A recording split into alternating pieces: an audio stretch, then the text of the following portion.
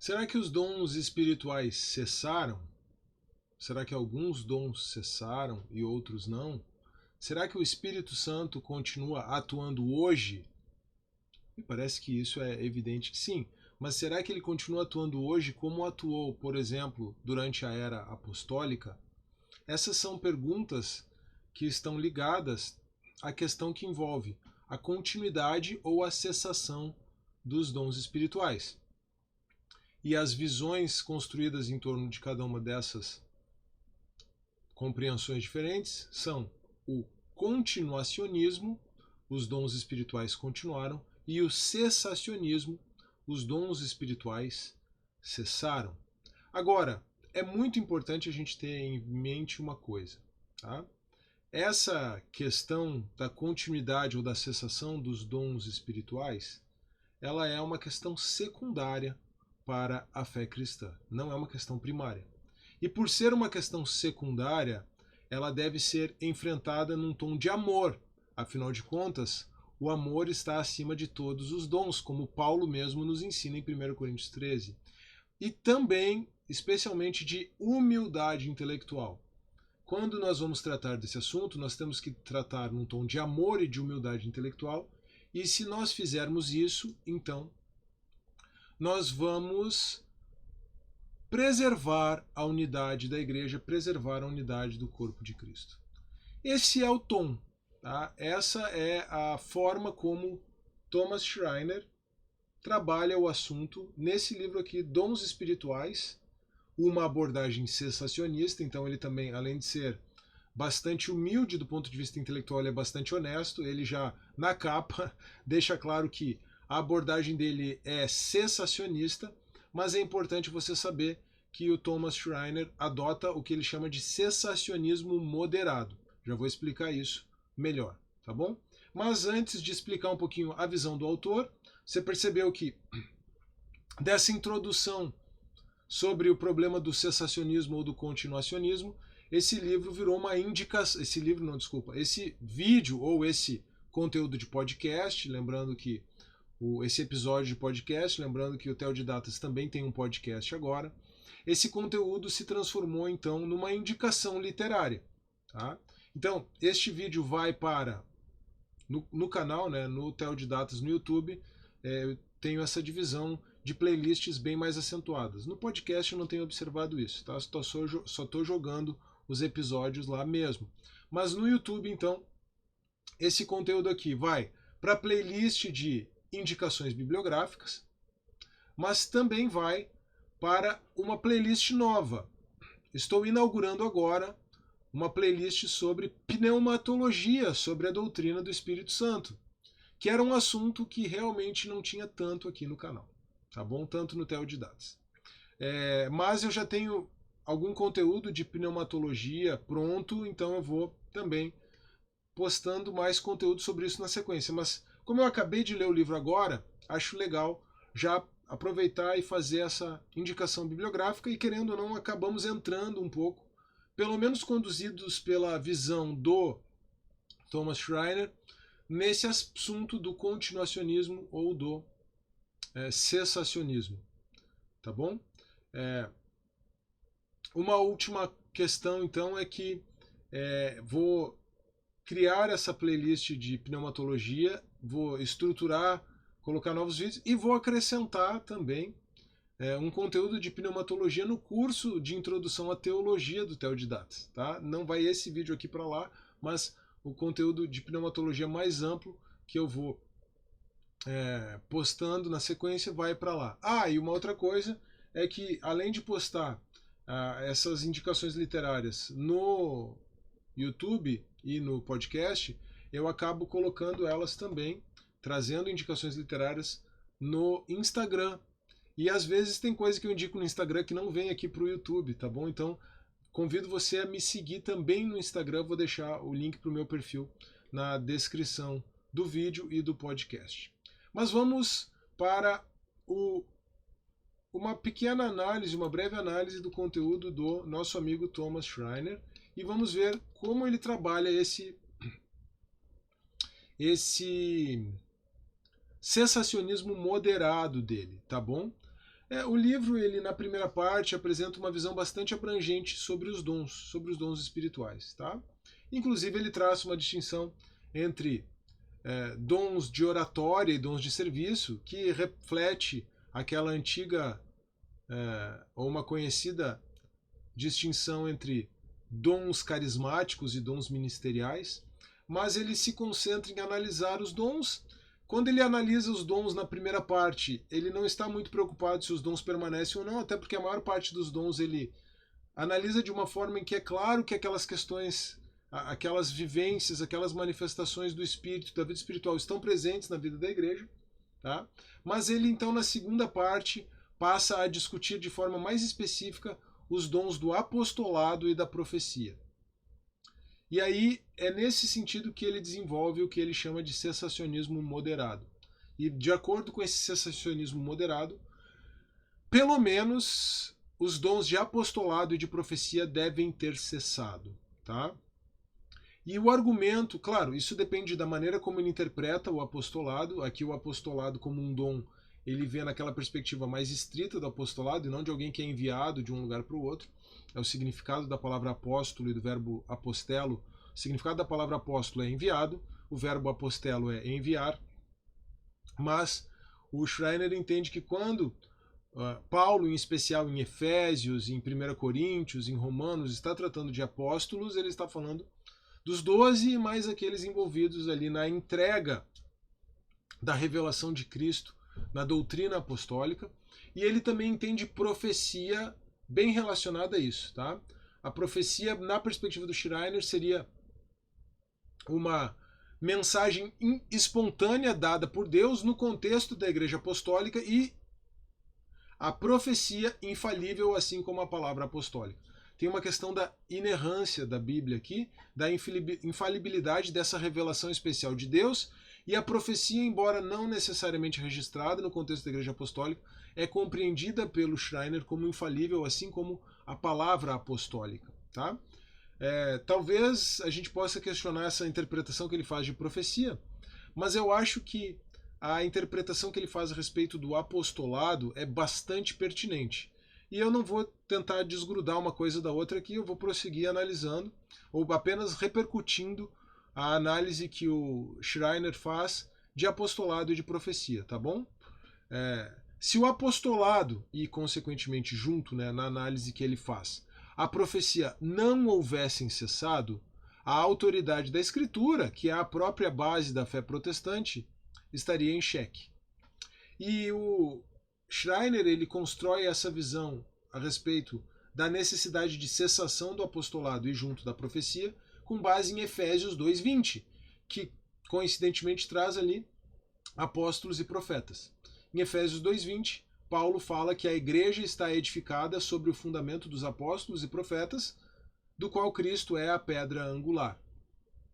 Então, se a igreja está edificada sobre o fundamento dos apóstolos e profetas, e agora sim nós temos a revelação completa no Novo Testamento, e não podemos acrescentar nada à revelação do Novo Testamento, só a Escritura, claro, tem o Antigo Testamento junto aí, então, esses dons de apostolado e de profecia precisam ter cessado, do contrário, a nossa fé estaria em xeque. Tá? Essa é uma visão, essa visão, estando fundamentada em Efésios 2:20, ela me parece muito mais moderada do que uma visão que você talvez já tenha visto por aí em círculos cessacionistas, fundamentada em 1 Coríntios 13, 8 a 12. 1 Coríntios 13, 8 a 12 é aquela parte em que Paulo fala que desculpa, quando ele era menino, ele pensava como menino, ele agia como menino, etc. E quando ele veio a ser adulto, deixou as coisas de menino. A construção que é feita é que essa meninice repercute, né, reflete a experiência da igreja até que o cânon do Novo Testamento fosse completo. Depois que o cânon do Novo Testamento foi completo, veio a maturidade, e aí então, esse é o salto que é dado no texto, né, os dons cessaram. Tá? O próprio Schreiner, eu sempre desconfiei dessa interpretação, eu sempre achei ela pouco plausível. O Schreiner diz que ela não faz sentido realmente. Tá? Quando vier o que é perfeito, agora nós vemos em parte. Quando vier o que é perfeito, então conheceremos como seremos conhecidos. Esse que é perfeito, o Schreiner argumenta que é a volta de Cristo e não o fechamento do cânon. Tá bom? E eu partilhava com o Schreiner essa compreensão a respeito da esquisitice dessa interpretação de 1 Coríntios 13, mas eu também tinha uma intuição bastante parecida com a dele acerca da necessidade da cessação do apostolado, ao menos, a partir de Efésios 2:20, tá bom? Como eu mencionei, você pode questionar a maneira como ele interpreta a profecia, mas aí nós estamos num outro âmbito e eu quero me ater ao conteúdo da obra propriamente. O que é importante eu reforçar é que o autor, o Thomas Schreiner, ele pauta a sua análise pela humildade intelectual.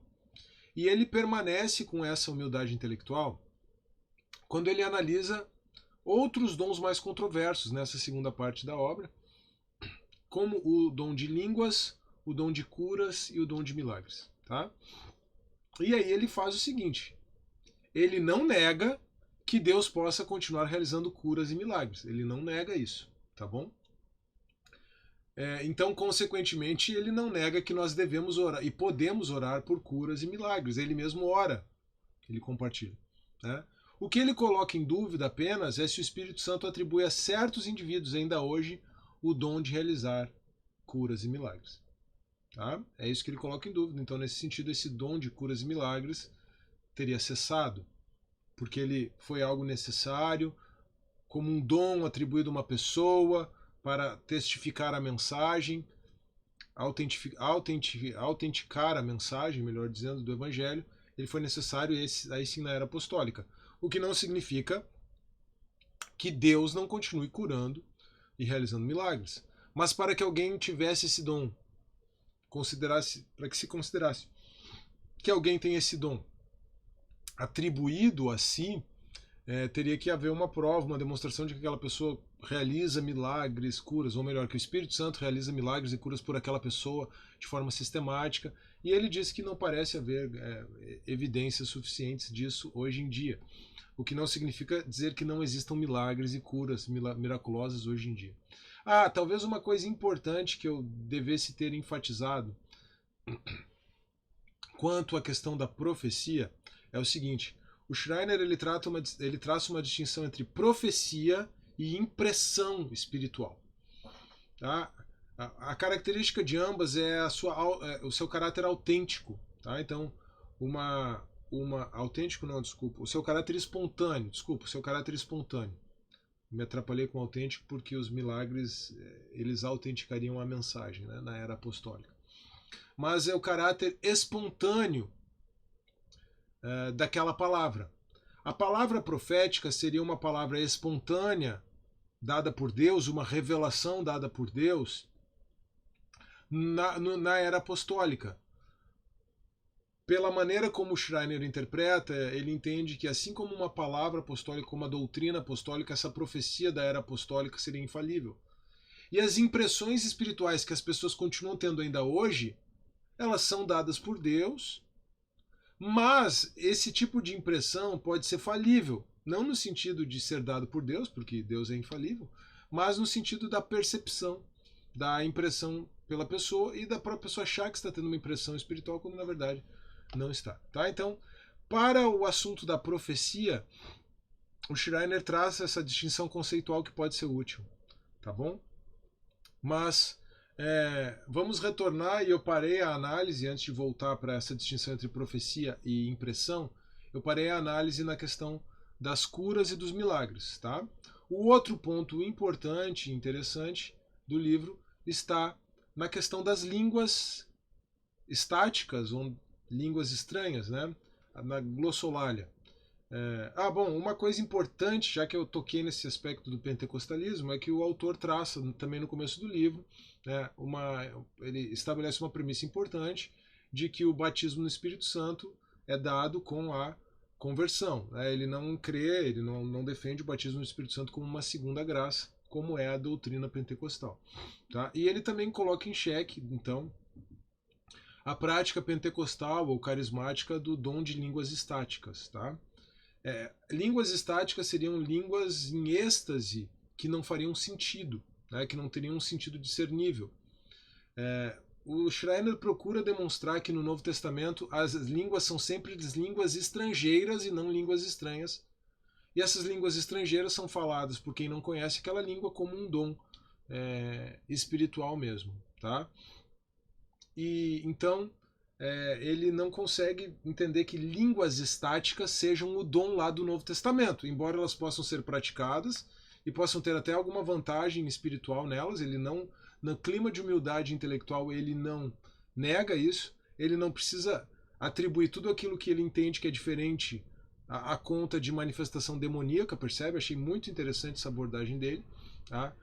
Ele diz, olha, eu não creio que isso que seja praticado, línguas estáticas, seja uma prática neotestamentária. Eu não creio que o Novo Testamento ensine isso. Aliás, o dom de línguas do Novo Testamento, inclusive, Schreiner falando, por estar associado ao dom de profecia em 1 Coríntios 14, de novo, Schreiner falando, creio que o próprio dom de línguas, línguas estrangeiras, associado ao dom de profecia, porque a língua precisa ser entendida por alguém. Se ela é entendida por um falante nativo daquela língua, ela é como uma profecia para aquela pessoa.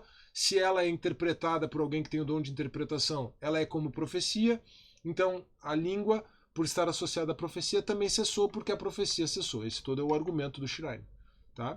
Mas a humildade intelectual, o clima de amor, né, de manutenção da unidade da igreja, diz assim, não quer, o fato de essa ser a minha interpretação do Novo Testamento não quer dizer que a prática de línguas estáticas, línguas de êxtase, não possa ter o seu benefício espiritual. Ele deixa isso em aberto. E ele não joga isso na conta de manifestação demoníaca. Achei muito interessante porque uma visão mais moderada a respeito do assunto eu fui desenvolvendo também com o passar do tempo na minha própria experiência. Então achei muito interessante a visão dele. É claro que, do mesmo jeito que você pode ter um sensacionismo extremo e não esse sensacionismo moderado, né? Que nega a possibilidade de milagres, e o Schreiner não nega isso, mas do mesmo jeito que você pode ter um sensacionismo extremado, você pode ter abusos pentecostais, né?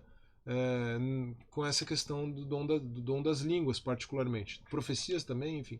Mas eu achei interessante que Schreiner ele manteve esse clima de unidade, né? Procurou preservar a unidade. Olha, eu não creio que seja algo praticado nos termos do Novo Testamento, mas não acho que deva proibir, né? Não acho que estou inclusive parafraseando Paulo aqui, né? Porque Paulo diz não proíbam falar em línguas, né? Talvez o Schreiner tenha se alicerçado nessa recomendação do apóstolo, inclusive, mas não acho que necessariamente esteja errado. Cuidado com os abusos, cuidado com o extremo disso, mas pode ser uma prática espiritual saudável para quem a pratica. Muito interessante essa visão. Bom, esse é o cessacionismo moderado do nosso irmão Thomas Schreiner. Muito interessante o livro, é um livro bem interessante para quem quer se aprofundar na questão dos dons espirituais e para quem quer refletir e conhecer essa perspectiva específica do cessacionismo moderado como uma forma de encontrar um equilíbrio, tanto na perspectiva mais reformada, né, mais cessacionista, quanto para a perspectiva um pouco mais carismática e pentecostal. Acho que o Schreiner tem uma visão de equilíbrio bastante interessante aqui. Eu, como você pode perceber, fui fazendo comentários paralelos, mas não disse qual era exatamente a minha função. A minha posição, desculpa. Não disse exatamente qual era a minha posição. Se eu sou cessacionista, se eu sou continuista. Aliás, essa questão terminológica eu estou até revendo a partir dos insights aqui do Schreiner, tá bom? Mas você já deve ter percebido que eu tenho uma perspectiva que se aproxima de forma muito interessante à visão do próprio Schreiner, tá certo? Mas eu procuro perceber a diversidade e a riqueza da diversidade dentro da igreja e procuro preservar, primar pela unidade da igreja nesse aspecto, até porque trata-se de um assunto não primário. E se é um assunto secundário, nós precisamos lidar com ele com muito cuidado, com muita reverência e temor a Deus e com muito amor aos irmãos. Espero que você tenha gostado desse conteúdo. Se for esse o caso, não se esqueça de deixar o seu like no vídeo, de compartilhar o vídeo, compartilhar o canal, compartilhar o podcast agora do Teodidatas, de se inscrever no canal caso você ainda não seja inscrito, de seguir o podcast e de deixar também o seu comentário. Um grande abraço, que Deus abençoe e até a próxima.